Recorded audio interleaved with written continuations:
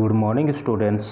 Having discussed and learned about the about the northern plains of chapter 3 in the part 1, today I will discuss with you about the coastal plains of chapter 3 in the second part. Okay, so students, let us start the coastal plains. Coastal plains means तटवर्तीय मैदान. Okay, the plain that lies, the plain land that lies along the coast is the coastal plains. So students,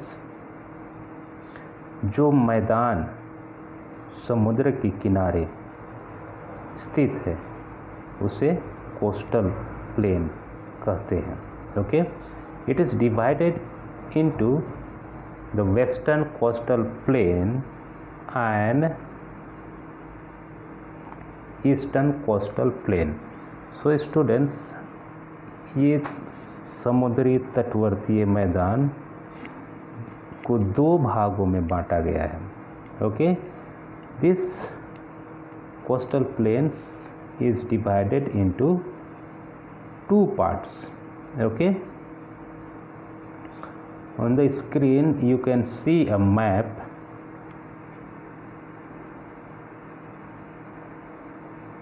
west side and east side. Okay, so I am marking the direction. Okay, this is north, north, and this is south. Okay, so west side you can see in the dark green color.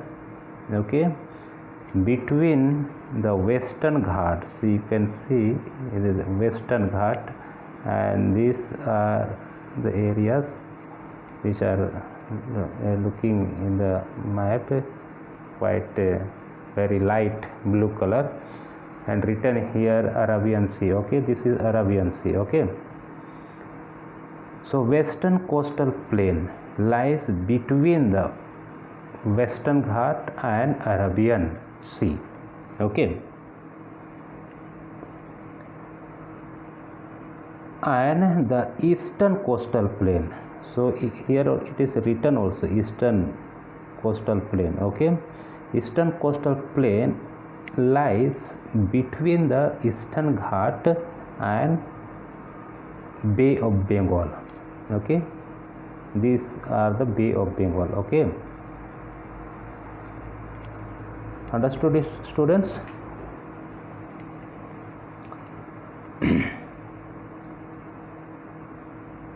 These plains stretch from Gujarat to West Bengal. The two coastal plains meet at Kanyakumari.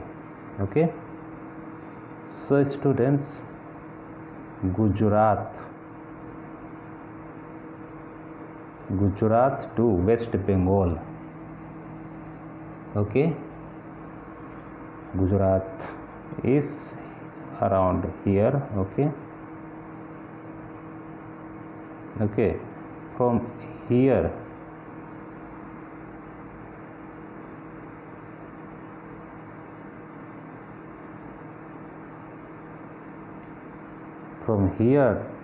to West Bengal.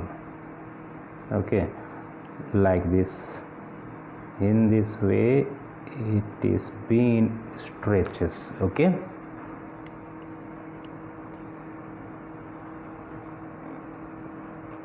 now let us see before that, and these both plains.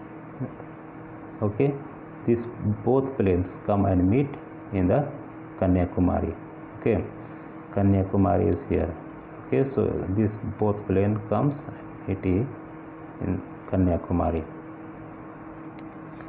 Western coastal plain. Now let us come to see the western coastal plain. Okay,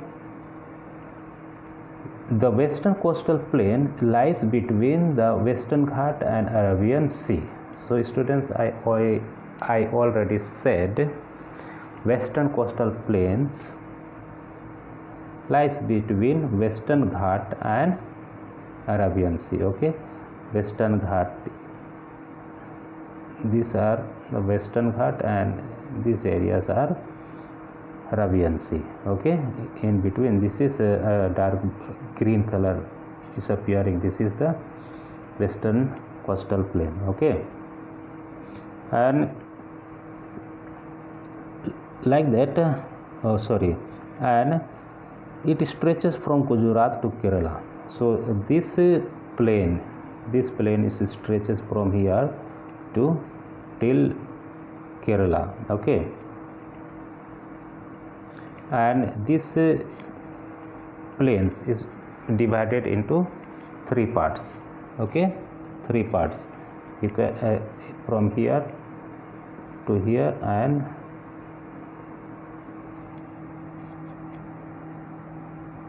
yes, in this three part it is divided. Okay, this is Gujarat coast, and this is Malabar Konkan coast, and this is Malabar coast. Okay, so in three parts it is divided. Now let us read ahead. The Gujarat coast towards the north, Gujarat coast towards the north, that is called Gujarat coast. Okay, and Konkan coast is middle is there, here it is written also. Okay, Konkan coast and Malabar coast, this is in the south, towards the south. Okay, lagoons or backwaters found along the Malabar coast. So students, lagoons, what is the meaning of lagoon? So lagoon means a lake that is separated from the sea by sand. तो ये एक झील होती है ना, झील होती है जो समुद्र से बालू के द्वारा अलग किया रहता है. ओके, उसको कहते हैं लगून्स. और ये लगून्स जो होते हैं ये मालाबार कोस्ट में पाए जाते हैं. Okay, now let us see eastern coastal plain. Okay, eastern coastal plain. The eastern coastal plain lies between the Eastern Ghat and the Bay of Bengal. So students, I said eastern coastal plains lies between the Bay of Bengal and eastern coastal Ghat. Okay, you can look at it on the map. Dark green areas are called the eastern coastal plains. Okay, then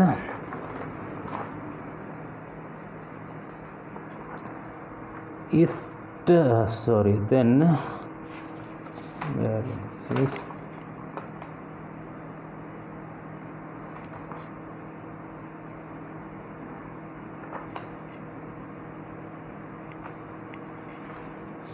it stretches from West Bengal to Tamil Nadu. So students, eastern coastal plain stretches from West Bengal. Okay, West Bengal is here and Tamil Nadu is here. Okay, Chennai, Tamil Nadu. Okay, so from here to here it is being stretches. Okay, it is wider than western coastal plain. It is divided into two parts, and eastern coastal plain is wider than western coastal plains. You can see the dark green colors. This side west sides of dark green color is quite narrow. Okay, and east sides dark green areas are quite wide. So it is said that eastern coastal plains are wider than western coastal plain. Okay, and eastern coastal plain also is divided into two parts. it is written here, okay, on the dark green it is written, okay. So northern part this side is called northern circle and south side is called Coromandel coast, okay.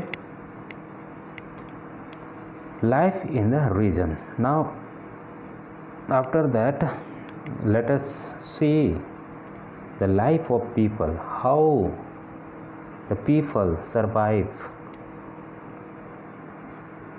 on these coastal areas and what are the occupation of the people, okay. So let us see the two coastal plains covers some part of the states of Gujarat, Maharashtra, Goa, Karnataka, Kerala, Tamil Nadu, Andhra Pradesh, Odisha and West Bengal. So students, under these two coastal plains there are many states, okay. There are many states like Gujarat, Maharashtra, Goa, Karnataka, Kerala, Tamil Nadu, Odisha, Andhra Pradesh, West Bengal, all this, okay. So fishing and farming are the main occupation.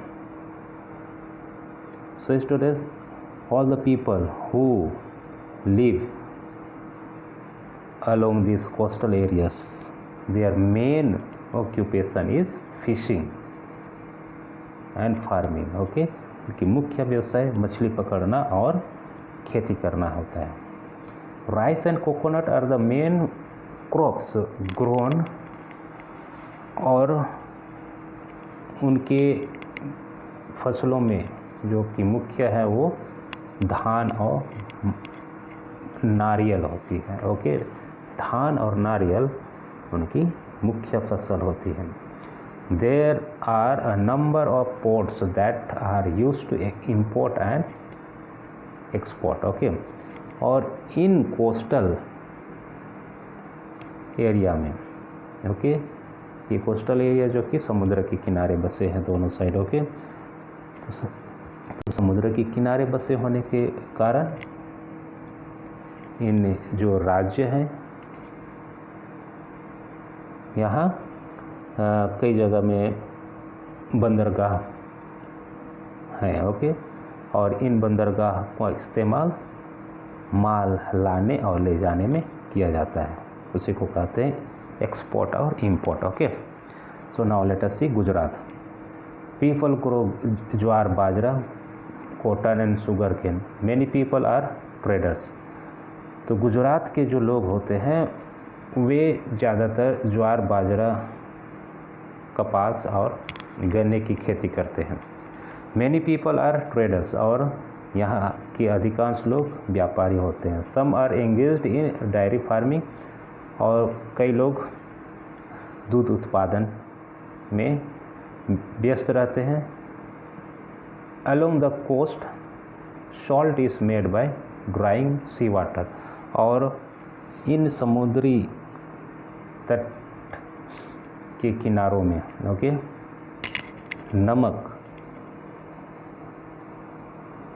नमक समुद्र की पानी को छान करके निकाला जाता है.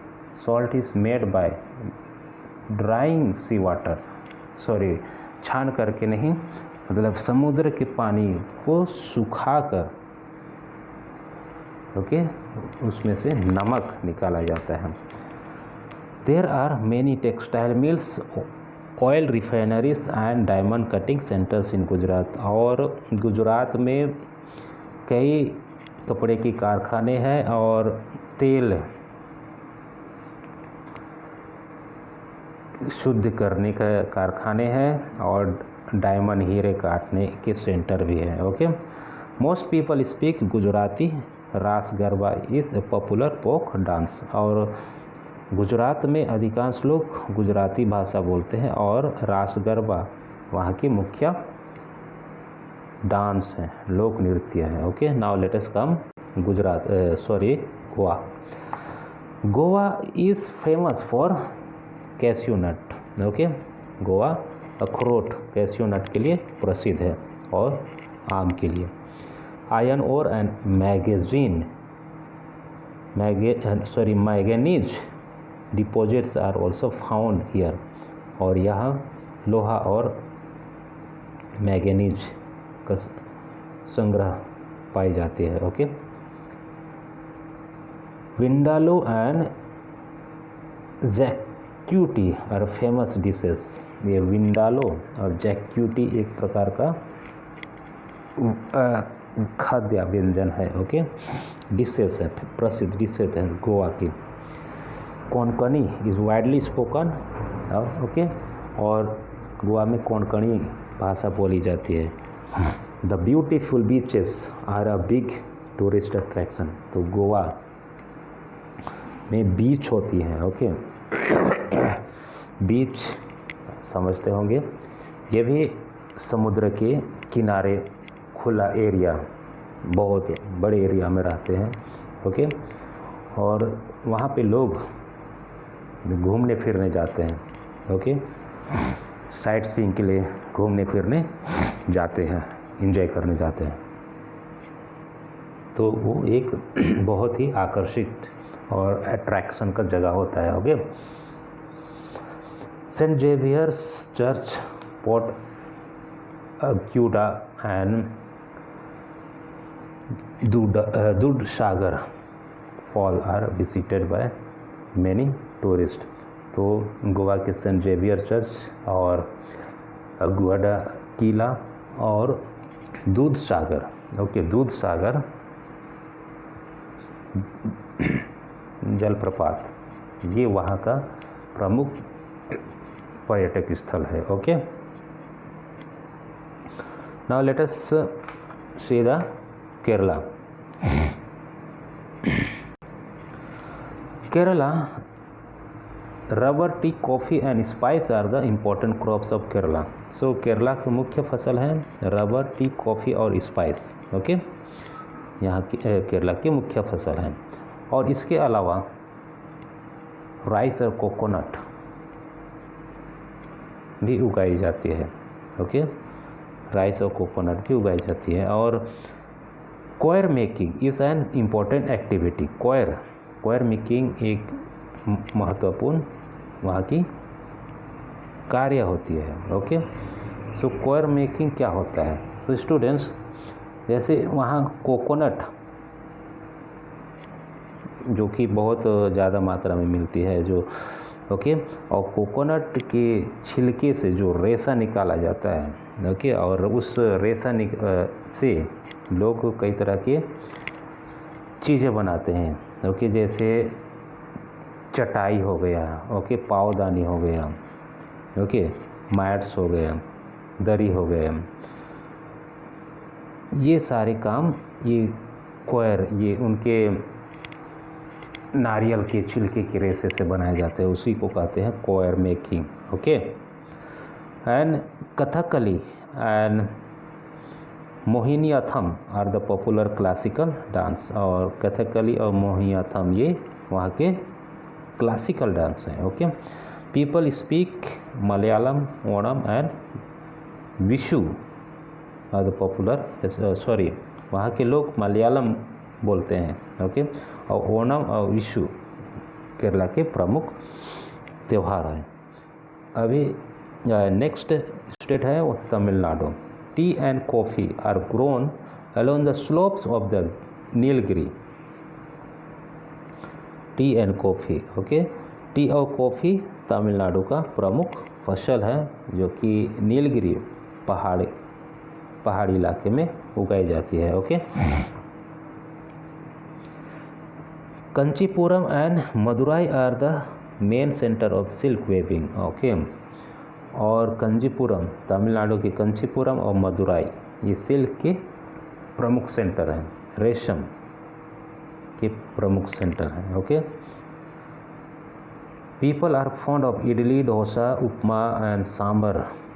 तो जानते हैं तमिलनाडु, जो तमिल लोग होते हैं, ओके, वे अधिकांश इडली, डोसा, उपमा और सांभर पसंद करते हैं। ओके, और ये वहाँ के प्रमुख डिश हैं। Bharatanatyam is a popular dance, और भारतनाट्यम एक पॉपुलर डांस है। Tamil Nadu Tamil is the main language, और यहाँ तमिलनाडु के लोग तमिल भाषा बोलते हैं। Pongal is an important festival, और तमिलनाडु का प्रमुख त्यौहार होता है पोंगल।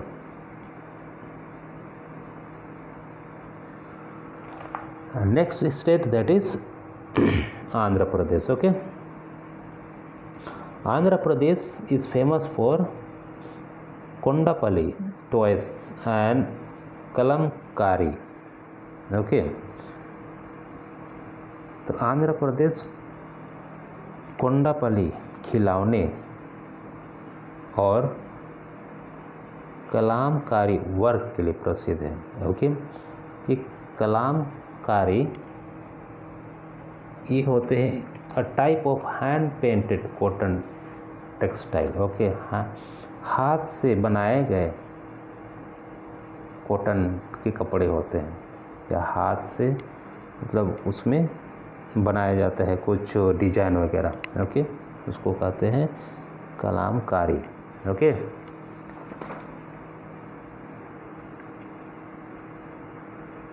नाउ